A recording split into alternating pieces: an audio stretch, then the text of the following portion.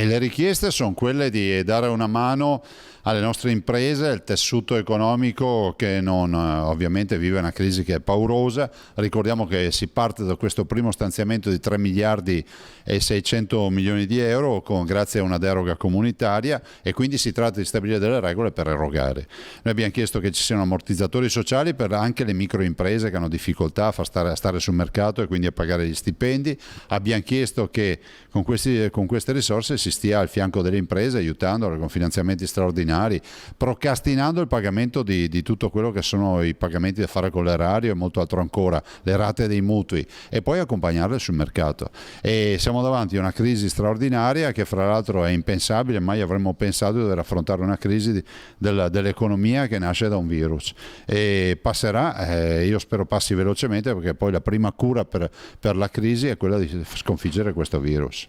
Ecco, quindi un'emergenza che è economica e che sta diventando sempre più economica, Presidente. Lei ha chiesto anche dei piani di comunicazione all'esterno ma anche comunicazione interna, due fattori quindi. Sì, ma guardi, parta dal presupposto che noi abbiamo la prima industria in Veneto, che è il turismo, che fattura 18 miliardi di fatturato, il che vuol dire che avendo avuto questa azione di screditamento, per non usare altri termini più volgari, della nostra offerta turistica, delle nostre imprese a livello internazionale, bisogna assolutamente investire per riposizionare la nostra immagine. Dall'altro è fondamentale parlare ai cittadini.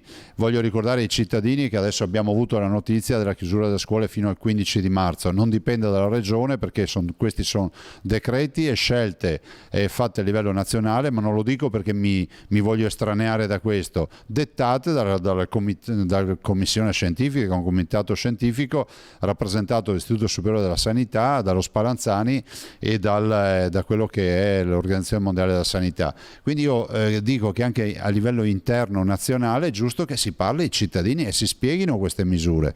Hanno ragione i cittadini quando dicono: ma il centro commerciale è aperto e che so, il cinema è chiuso, la discoteca è chiusa e il bar invece può aprire, o altre robe del genere. Si spieghi perché sono adottate queste misure, che non sono misure regionali, voglio ricordarlo, ma sono di un decreto.